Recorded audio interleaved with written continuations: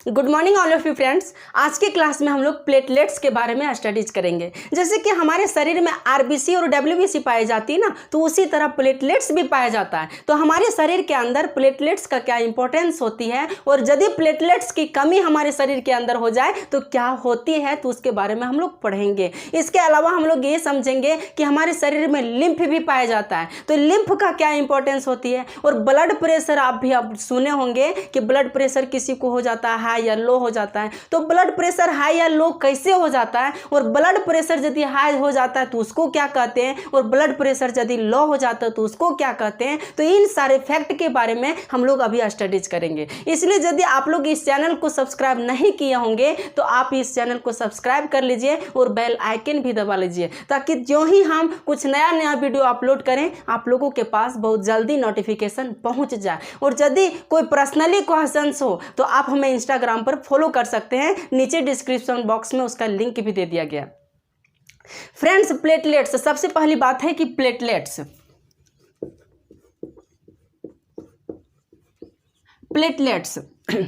हमारे शरीर में प्लेटलेट्स की जो नंबर होनी चाहिए ना, वो प्लेटलेट्स कितनी होनी चाहिए, तो 2 लाख यानी 2 लाख प्लेटलेट्स हमारे शरीर के अंदर होती है। यदि इससे कम प्लेटलेट्स होता है तो हम लोगों के लिए प्रॉब्लम हो सकती है। अब बात रही कि ये प्लेटलेट्स फंक्शन क्या करती है। तो यदि प्लेटलेट्स की संख्या कम हो जाती है ना, तो हम लोगों के शरीर के अंदर स्टेमिना भी कम हो जाता है। जैसे कि हम लोग फूड खाते हैं, भोजन खाते हैं, तो फूड खाने के बाद हम लोगों को फूड से एनर्जी मिलती है, जिस एनर्जी से हमारी बॉडी जो है सो पूरी तरह से एक्शन कर पाती है या चल पाती है। तो उसी तरह हम लोगों को ज़्यादा देर तक काम करने के लिए स्टेमिना की ज़रूरत पड़ती है। तो वो स्टेमिना जो हम लोगों को मिलती है ना, वह स्टेमिना हम लोगों को प्लेटलेट से मिलती है। यानी जिस पर्सन में प्लेटलेट्स की संख्या ज़्यादा होती है ना, वह ज़्यादा देर तक काम कर सकती है, और जिसमें प्लेटलेट्स की संख्या कम होती है वह बहुत जल्दी थक जाता है। जैसे कि बहुत सारे स्टूडेंट को आप देखे होंगे कि 8 आवर 10 आवर 12 आवर तक वह जो है सो पढ़ते रह जाता है, 8-10 घंटे तक वह बैठ ले पढ़ते रह जाता है। लेकिन किसी स्टूडेंट को आप देखे होंगे कि 1 घंटे तक भी नहीं पढ़ पाता और वह सो जाता है। तो ऐसा क्यों होता है? तो वह मन तो करता है उसको पढ़ने के लिए, वह भी चाहता है कि मैं भी पड़ोसियों की तरह, जो पड़ोसी में फ्रेंड्स हैं, चाहे कोई फ्रेंड्स हैं, तो वह भी चाहता है कि मैं अपने फ्रेंड से आगे बढ़ूँ। लेकिन उसके शरीर के अंदर प्लेटलेट्स की संख्या कम होती है ना, जिसकी वजह से पढ़ने का मन तो करता है लेकिन वह पढ़ नहीं पाता है। वह पढ़ने बैठता है लेकिन ज़्यादा देर तक टिक नहीं पाता है। ऐसा होता है कि वह पढ़ने के लिए बैठा, लेकिन जब क्या होता है कि वह चेयर पर बैठता है तो धीरे धीरे उसका मन करता है कि नहीं, बैठे बैठे मेरा कमर दर्द कर रहा है, शरीर दर्द कर रहा है, मैं बेड पर लेट के पढ़ता हूँ। वह बेड पर लेट जाता है, और जब बेड पर लेट जाता है तो धीरे धीरे क्या होता है कि वह पूरी तरह से लेट जाता है और छिपकली की तरह लेट जाता है। छिपकली जैसे आप देखे होंगे तो उस तरह छिपकली की तरह लेट करके वह क्या करता है, पढ़ाई करता है। और जब छिपकली की तरह लेट करके पढ़ाई करता है तो धीरे धीरे उसका मन करता है कि मैं पिलो ले लूँ, तकिया, और तकिया भी ले लेता है अपने चेस्ट के नीचे। जब तकिया ले लेता है तो धीरे धीरे उसका मन करता है कि मैं सर को नीचे रख करके पढ़ूँ। उसका धीरे धीरे लालच बढ़ते जाती है और वह सर को उस तकिए पर रख देती है, और एक बार ऐसा आता है ना कि उसे बहुत प्यारी सी नींद आ जाती है और वह जो है बंदा वह सो जाता है। तो ऐसा प्रॉब्लम होती कैसे है? तो यही प्लेटलेट्स की वजह से। यदि किसी में प्लेटलेट्स, हीमोग्लोबिन की कमी हो जाती है तो वह पर्सन चाह कर भी ज़्यादा देर तक काम नहीं कर सकता है, कोई भी काम नहीं कर सकता है। सीढ़ी भी चढ़ेगा तो उसे थकावट लगने लगेगी। तो वही प्लेटलेट्स की वजह है। तो प्लेटलेट्स को मेंटेन रखना बहुत जरूरी है। सेकेंड इंपॉर्टेंस है कि यदि मान ले कहीं आप लोगों को किसी वजह से चोट लग गई या इंजर्ड हो गए, तो इंजर्ड होने के बाद क्या होता है, कहीं से ब्लड का फ्लो होने लगता है, ब्लड तो बहने लगता है। जैसे मान ले कि हाथ में कहीं कट गया तो ब्लड का फ्लो होगा, ब्लड बहेगा ना, तो उसी ब्लड में क्या पाया जाता है, तो ये प्लेटलेट्स पाया जाता है। ब्लड में ही ये प्लेटलेट्स पाया जाता है। अब ये क्या करता है, मान ले कि ब्लड जो है सो इस आर्टरी में फ्लो हो रहा है, मान लो यहाँ कट गया, यहाँ तो ब्लड फ्लो हो रही है, यहाँ कट गया, और जब यहाँ कट गया तो ब्लड जो है सो यहाँ से फ्लो होने लगेगा। लेकिन ये प्लेटलेट्स क्या करता है, जो इस ब्लड में प्लेटलेट्स होता है ना, कहाँ, तो इस ब्लड में क्या पाया जाता है, प्लेटलेट्स इस ब्लड में पाया जाता है। ये प्लेटलेट्स क्या करता है कि ब्लड का जो प्रेशर है वह बीपी को यानी ब्लड प्रेशर को यह क्या करता है, रिड्यूस कर देता है। क्या करता है, तो रिड्यूस कर देता है। पहला काम है कि ब्लड प्रेशर को रिड्यूस कर देता है, यानी कम कर देता है। तो जब ब्लड जैसे कि मान लें कि 420 के स्पीड में जा रहा था, 420 के 120 में जाता है, तो 120 के स्पीड में जा रहा था, तो ये क्या करता है कि ब्लड प्रेशर को कम कर देगा, तो इसका फ्लो तो कम होगा, कुछ हद तक कम होगा ना, तो जिससे क्या होगा कि ब्लड फ्लो नहीं हो पाएगी पूरी तरह से। दूसरा क्या करता है, ब्लड के पंपिंग को ही रोक देता है, ब्लड पंपिंग। जैसे कि ब्लड पंप करता है, हार्ट में पंप करता है ना, तो इस पंप को ही यह स्लो कर देता है, ब्लड का जो पंपिंग है उसको स्लो कर देता है, जिससे ब्लड का फ्लो जो है सो कम हो जाता है। मेन इंपॉर्टेंस वर्क ये है कि जब कहीं हम लोग कट जाते हैं तो यहाँ ये प्लेटलेट्स जाकर के जमा हो जाता है, और जब यहाँ पर प्लेटलेट्स जाकर के जमा हो जाता है तो क्या करता है, यहाँ क्लॉट्स जमा देता है, क्लॉट्स, जिसको थक्का कहते हैं। तो जब हम लोग कहीं कट जाते हैं, चाहे किसी तरह से चोट लग जाता है, तो वहाँ पर ब्लड का थक्का जम जाता है। तो जो थक्का या क्लॉट्स जो जमती है ना, वह किसकी वजह से, तो इसी ब्लड की वजह से वहाँ क्लॉट्स जमती है, जिससे क्या होता है कि ब्लड का फ्लो रुक जाता है। तो ये इंपॉर्टेंस इस ब्लड का या इस प्लेटलेट्स का हमारे शरीर के अंदर होती है। अब बात रही कि प्लेटलेट्स कौन से रोगी में सबसे कम हो जाता है। तो जब किसी को डेंगू हो जाता है ना, डेंगू बीमारी, तो उसमें प्लेटलेट्स जो है अचानक घट जाती है, सडनली घट जाता है। तो जो डेंगू का पेशेंट होता है, जैसे कि होना चाहिए कितना, 2 लाख होना चाहिए, 2 लाख होना चाहिए, यानी 2 लाख होना चाहिए। लेकिन जब डेंगू हो गई तो उसमें 2 लाख से घट करके 20,000 यानी 20,000 तक जो है सो आ जाती है, 20,000 तक, यहाँ तक जो है सो यह आ जाती है। और जब 20,000 से कम किसी को प्लेटलेट्स हो गई तो वह बेहोशी के हालत में हो जाता है और वह मौत के कगार तक भी पहुंच जाती है। बहुत खतरनाक हो जाता है जब किसी को प्लेटलेट्स हो जाती है। तो अब बात रही कि यदि किसी को प्लेटलेट्स हो गई तो प्लेटलेट्स की मात्रा को हम इंक्रीज कैसे कर सकते हैं, हम लोगों को क्या खाना चाहिए। तो जब डेंगू हो जाती है तो डॉक्टर से सजेस्ट करना चाहिए, पहली बात है। अब खाने की बात रही तो कुछ खाने के लिए भी हम लोगों को चाहिए। तो जब किसी को डेंगू हो जाती ना तो उसे एलोवेरा खाना चाहिए, एलोवेरा पतंजलि की दुकान पर मिल जाता है, तो एलोवेरा खाना चाहिए। तो एलोवेरा क्या करता है, प्लेटलेट्स की नंबर जो है ना, उसकी नंबर को वह इंक्रीज कर देता है, यानी उसको बढ़ा देता है। दूसरा है कि बकरी का दूध पीना चाहिए, गॉट का मिल्क, बकरी का दूध होता है ना, उसमें बहुत ज़्यादा ऐसा फैक्ट पाया जाता है जिससे क्या करता है, प्लेटलेट्स की मात्रा को बढ़ा देता है। लेकिन आजकल जो है सो बकरी का दूध कोई पीना नहीं चाहता, बोलता है बकरी का दूध पियेंगे हम लोग, लेकिन बकरी का दूध में बहुत ज़्यादा फायदा है, वह प्लेटलेट्स के नंबर को बढ़ाता है, इसलिए बकरी का दूध पीना चाहिए।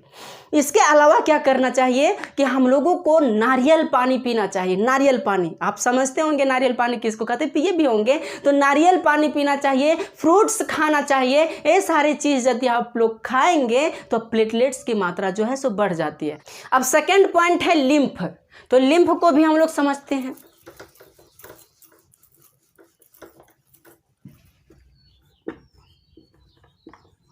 लिम्फ, अब ये लिम्फ का फंक्शन क्या है हमारे शरीर के अंदर।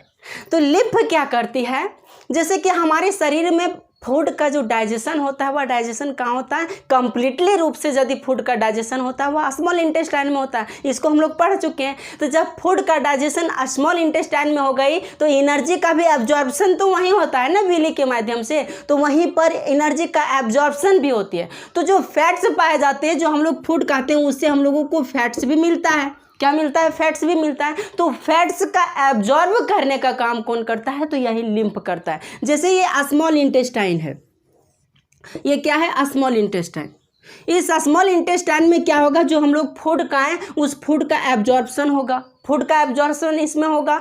इसके अलावा जो यहाँ फैट पाया जाता है, जैसे कि फैट का भी यहाँ डाइजेशन होती है कंप्लीट रूप से, लेकिन जब फैट का डाइजेशन जो हो जाती है तो एब्जॉर्प्शन होता है ना, तो वो एब्जॉर्प्शन में ये लिम्फ जो है सो बहुत इंपॉर्टेंट रोल अदा करती है। ये लिम्फ क्या करती है, यहाँ से फैट को यह एब्जॉर्ब कर लेती है, किसको, फैट को, और उस फैट्स को एब्जॉर्ब करके हमारे शरीर के जितने भी सेल्स हैं पूरे सेल्स तक उसको पहुँचाने का काम कौन करती है, तो ये लिम्फ लिम्फ करती है। तो पूरे शरीर तक पहुंचा दिया इसको कौन, ये लिम्फ। दूसरा कार्य ये करता है लिम्फ, हमारे शरीर में एंटीबॉडी का निर्माण जो करता है ना वो लिम्फ करता है। एंटीबॉडी का निर्माण भी लिम्फ करता है। वो कैसे, तो हमारे शरीर में जो है ना बहुत तरह के डिजीज होते हैं, बीमारी, तो उन बीमारियों या डिजीज से लड़ने के लिए हमारे शरीर में एंटीबॉडी होना बहुत ज़रूरी है। यदि एंटीबॉडी नहीं होगा तो हम लोग जो है सो बीमारियों से नहीं लड़ पाएंगे। तो उस एंटीबॉडी का बर्थ देने का काम या उसको जन्म देने का काम भी कौन करता है, तो यही लिम्फ करती है। अब बात रही कि एक काम करता है, इसके अलावा भी और काम करता है। इसके अलावा भी यह एक और काम करता है कि जैसे कि सेल के बाहर, सेल के अंदर जो है ना जो वेस्ट लिक्विड पाया जाता है जिसका काम नहीं है, तो उस लिक्विड को या सेल से बाहर यह करने का काम करता है कौन, लिम्फ करता है। तो ये फंक्शन हमारे शरीर में कौन करता है, तो लिम्फ करता है। अब बात रही कि लिम्फ जो हमारे शरीर में किस तरह इसका स्ट्रक्चर या किस तरह हमारे शरीर में फैला हुआ है। कहीं तो स्प्रेड तो हमारे शरीर के अंदर होगा ना या फैला हुआ, तो किस तरह हमारे बॉडी के अंदर यह फैला है, तो उसका भी स्ट्रक्चर हम लोग इमेज के माध्यम से समझते हैं कि किस तरह हमारे शरीर के अंदर फैला हुआ है। यह है आर्टरी, इसको हम लोग अलग अलग पेन से डिस्कस करते हैं। तो यह है आर्टरी,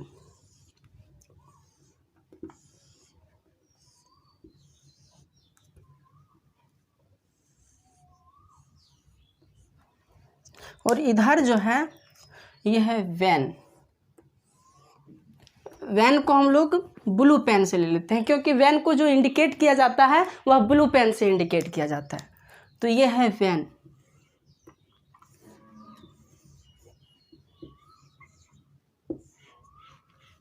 ये आर्टरी है और ये वेन है। ये जो है सो पूरी तरह से इस तरह फैला हुआ रहता है, आर्टरी और वेन हमारे बॉडी में जो है सो इसी तरह फैला हुआ रहता है। और इन्हीं के बीच में क्या होता है, तो कैपिलरी पाया जाता है। कैपिलरी क्या पाया जाता है, तो कैपिलरी। इन्हीं के बीच में एक और ड्रेनेज पाया जाता है, कैपिलरी। ये ब्लैक कलर से जो दिखाया गया इसको हम लोग कैपिलरी कहते हैं, कैपिलरी। तो ये हो गया वेन। हम जानते हैं कि ब्लू कलर से वेन को दिखाते हैं, और रेड कलर जो आप लोगों को देख रहा है ये आर्टरीज हो गया, और बीच में क्या हो गया, तो ये कैपिलरी हो गया। तो इसको भी हम लोग लिख लेते हैं कि ये वेन है और ये क्या है, आर्टरी है, आर्टरी है, और ये कैपिलरी। 3 गो हो गया, नाम भी इसका लिख लिया हम। अब क्या होता है, ब्लड जो फ्लो होता है तो इसमें प्योर ब्लड फ्लो होता है। किसमें प्योर ब्लड फ्लो होता है, तो इसमें प्योर ब्लड फ्लो होता है आर्टरी में, और इसमें जो है सो इम्प्योर ब्लड फ्लो होता है। और ये प्योर ब्लड और इम्प्योर ब्लड जब फ्लो होता है तो ये एक ऐसा सिचुएशन आता है जो कैपिलरी जो हमारे शरीर में पाया जाता है, छोटे छोटे नस जो होते हैं ना उसको कैपिलरी कहते हैं। तो छोटे छोटे सेल्स तक जो पहुंचती है, जो नली जो डक्ट सेल्स तक पहुंचती है उसको हम लोग कैपिलरी कहते हैं। क्या कहते हैं, कैपिलरी। तो ये जो डक्ट पाया जाता है उसके चारों ओर कैपिलरी का विस्तार आने फैला हुआ रहता है। और इन्हीं कैपिलरी के बीच में एक और डक्ट छोटी छोटी अवस्था में पाई जाती है, एक छोटी छोटी अवस्था, इससे भी छोटा, जिसको हम लोग लिम्फ कहते हैं। क्या कहते हैं, लिम्फ। ये जो है सो लिक्विड फॉर्म में पाया जाता है। ये लिम्फ जो है सो लिक्विड फॉर्म में पाई जाती है, और लिक्विड फॉर्म में जब पाया जाएगा तो इसमें क्या क्या मात्रा हो सकती है, तो इसमें वाटर होती है, प्रोटीन्स होती है, वाटर हो गया, प्रोटीन्स हो गया, मिनरल्स हो गया, गैसेस हो गया, और WBC हो गया। ये सारे मटेरियल जो है सो इसमें इस लिम्फ में पाया जाता है। यही वजह है कि लिम्फ जो होती है ना वह लिक्विड फॉर्म में होती है। कौन सी फॉर्म में, तो लिक्विड फॉर्म में होती है। और ये सारे जैसे कि water, protein, WBC, gases, minerals, ये सारे चीज जो है सो लिम्फ में पाए जाते हैं। अब ये लिम्फ का तो फंक्शन समझ गए। ये लिम्फ क्या करता है, यहाँ से जो वेस्ट में जो लिक्विड है ना उस लिक्विड को फ्लूइड यानी जो मटेरियल है लिक्विड, उस लिक्विड को इस सेल से या बाहर करने का काम करती है यह। तो इसका फंक्शन भी हम लोग समझ गए, और इसका किस तरह विस्तार होता है इस लिम्फ का वो लिम्फ भी हम लोग समझ गए। तो ये लिम्फ रहे। और तीसरा फैक्ट है कि ब्लड प्रेशर।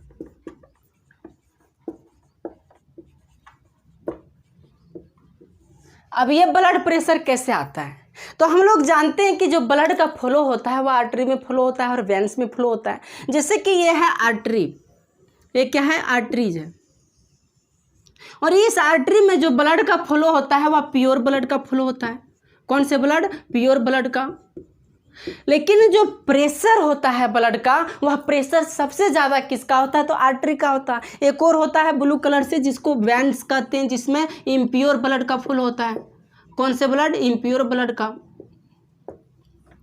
लेकिन इसमें जो प्रेशर होता है वह प्रेशर ब्लड का प्रेशर बहुत कम होता है, क्योंकि यह पूरे बॉडी से इम्प्योर ब्लड को एब्जॉर्ब करके हार्ट तक पहुंचाने का काम करता है। कौन? तो ये वेन। लेकिन ये आर्टरी जो है सो ये क्या करता है कि प्योर ब्लड को, जो हमारे हार्ट में ब्लड का प्योरीफाई हो गया, यानी प्योरीफाई जो होती है ब्लड, उस ब्लड को प्रेशर से, पूरी प्रेशर से क्या करता है? हमारे हार्ट से ले जा करके पूरे शरीर में देने का काम करता है। कौन? ये आर्टरी। तो इसमें क्या होता है कि जब ब्लड का फ्लो होता है ना, वह ब्लड का फ्लो बहुत हाई होता है, बहुत तेज से। लेकिन कभी कभी क्या होता है कि ये जो आर्टरीज है, इस आर्टरीज जो है सो धीरे धीरे संकुचन हो जाती है, यानी कॉन्ट्रैक्ट हो जाती है।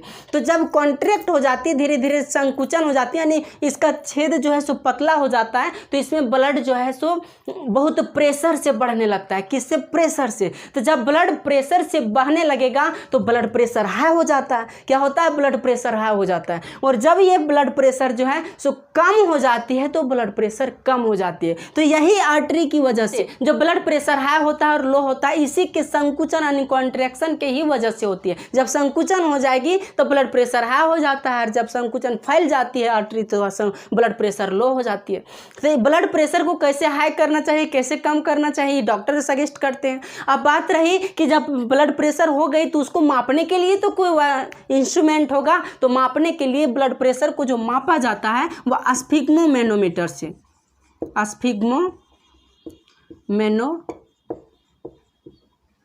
स्फिग्मोमेनोमीटर से इसको मापा जाता है। किसको? तो ब्लड प्रेशर को। तो आज के सेशन में इतना ही हम लोग पढ़ते हैं, फिर हम लोग नेक्स्ट क्लास में पढ़ेंगे। थैंक यू, नमस्कार।